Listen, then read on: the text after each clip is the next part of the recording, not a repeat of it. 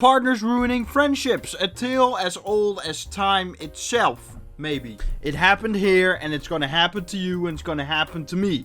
Maybe. It's tough because who do you listen to? Your partner or your best friend? Who really has your best interest at heart? Anyway, we're not getting too philosophical right now. We're gonna just read this story. I have been living with one of my closest friends for about a year and a half. Our apartment is quite small, so we had agreed that guests would stay a maximum of 48 hours, then leave for 24 hours. We are both in school and I've been with my boyfriend for 3 years, so moving in together, we decided to set boundaries. Her and the roommate, not her and the boyfriend. Right? She has always been a loving girl, sweet, clean, thoughtful, and living with her was easy and fun. However, her track record of men has been rough. She's been dating her current boyfriend for about a year. I won't go into too many useless petty details, but the initial hatred started 4 months into their relationship when she told me he'd been hanging out in our apartment and sleeping over when I wasn't there because he didn't like my cats. What's wrong with cats, bro? Maybe you're allergic, but that's something different. It's like if they said he comes over when you're not around because he's allergic to cats. Alright, that's kind of understandable, but hates them? For what? What did I do to you? The only time he would come over is when my roommate could lock my cats in my room. My cats are very friendly and have never hissed, scratched, or bitten anyone on purpose before, minus the vet incident of 2024. After this, she practically accused me of disliking him for no reason. We'd be friendly with each other, but the tension continued to build for months. I don't really understand this because, I mean, I'm happy that I like my brother's girlfriend, for example, but I don't have to like her, right?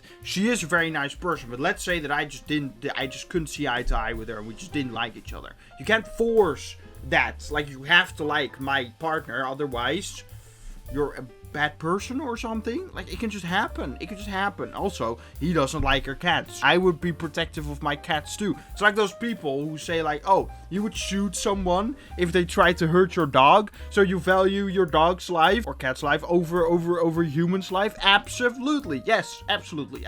I do that. Yeah. You value your life. Not enough, apparently, because you decided to attack my pets. So, is it really my fault? I mean, it's your choice. Same with this. Like, who cares what the boyfriend thinks? Those cats were already there. You were already there in your apartment, you know, together with the other person. So it's like, how can you be? You cannot be angry at someone for not liking someone else. You can't force that. The past 6 months, she has told me about the Instagram models and girls he follows, the language he uses with her, manipulation, silent treatment, and lying that she's experienced in the relationship. Every time I tell her how she deserves better, he won't change, and she has much to be proud of and to look forward to. Never works. She insists that he loves her. Him flirting with other women was a mistake and makes every excuse under the sun. Right? Yeah. Okay. What's worse, she invites him over constantly and does not follow our rules. My study nights have been taken over by her sobbing about not knowing what to do. How miserable she is. How dare I go out when she is being ignored by her boyfriend. How I can't have my birthday party at a bar because she won't be able to go without him. That I'm bitter. I'm tired. I'm already tired. This is quite a short story, so it's not like I'm tired of reading. I'm just tired of what's happening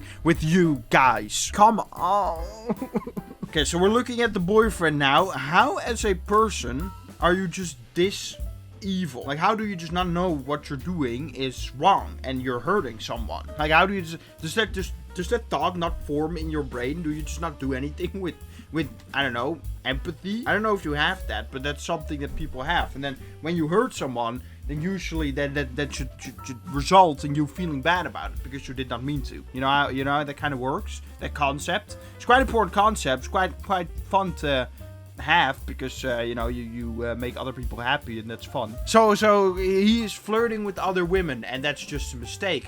You know how that is a mistake? I'll explain to you. You probably already know, right? But I'll explain to you anyway, okay? In very simple terms. So that even a 5-year-old, if you have a 5-year-old that you know, right? Show them this part and they'll understand how flirting with other women is not a mistake. So you see how I'm talking to you right now. That's a choice I make. I say these words deliberately at you, right? To talk to you. I did it with a conscious mind, thinking thoughts that formed into words, right? I articulated those words because they were my thoughts. You see how I do that, and you see how I can also stop right now.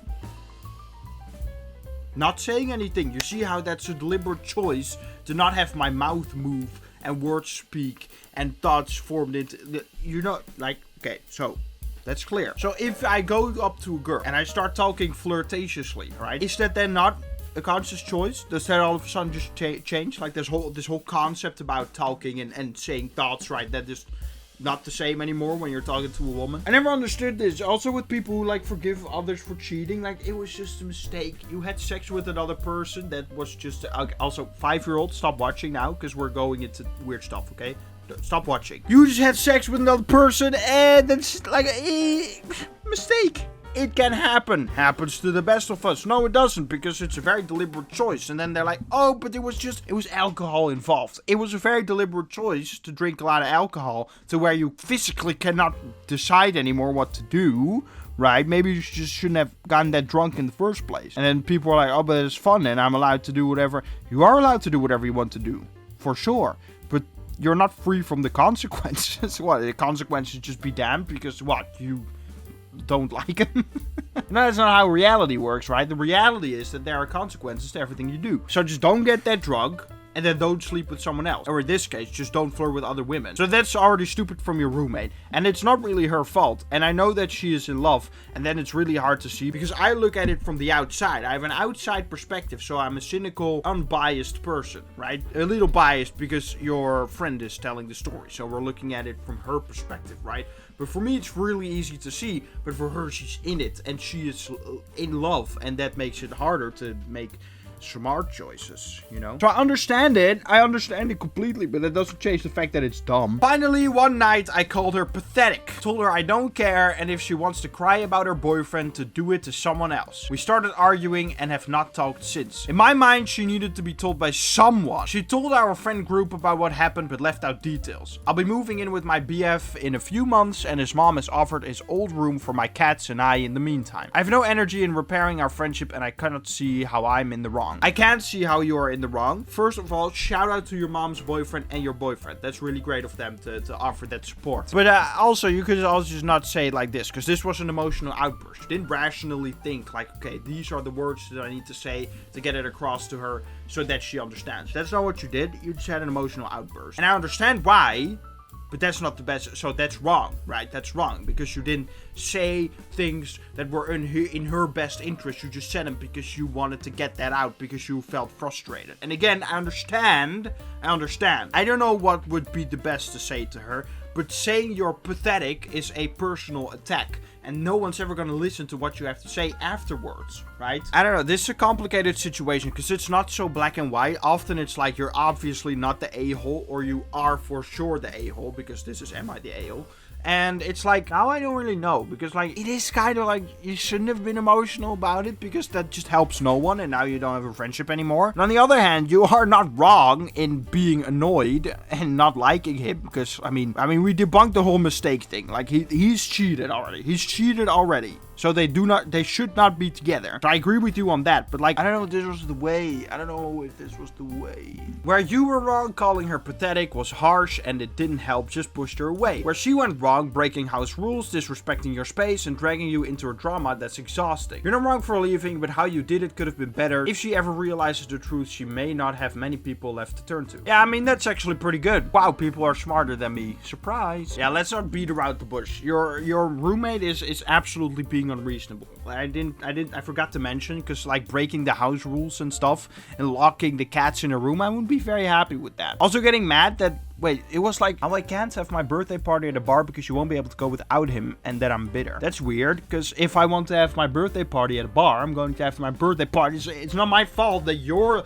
logistics and stupid relationship can't accommodate. It's not my problem, right? That's unreasonable. It's not very good. I don't like that. No. Not good. So, like, in the grand scheme of things, she is definitely the a-hole and not you. But I can understand why someone would not be happy with you after you said that they were pathetic. I wouldn't be happy about that either, right? So, you're not the a-hole, but there are certain things that you maybe could have handled a little better, right? But you are not the a-hole. In my opinion. You're the a-hole for disliking him because of your cats. And then he goes on to say, like, I'm allergic. But that's the thing. We talked about this. If he said, I don't want to be there when the cats are around because I'm allergic. That's understandable. And I would personally probably also say, like, okay, they can be in the room when he's over because he's allergic. And that just blows. But that's not, he just said he hates them. The wording there is very important. Because if someone says they hate my pet, I'm not going to be friends with those people. Of course not. Why would I? Like, that's my homie over there. You're disrespecting my homie. Yeah, it's an animal. That doesn't matter to me. You respect my homies. Okay, but anyway, that will do for this video. Thanks so much for watching. Okay, I hope you never get into this situation. I hope I don't get there either. But let's just say this, alright? If you ever get in love, right? If you ever fall in love and really love someone, but they hurt you, try and think of it rationally. Be like, I'm gonna focus on rationality, alright? No emotion. What would it be like for someone else to look at this situation? What would they say, alright? That's the exercise you're gonna do. Jesus Christ is Lord, and let's get out of here.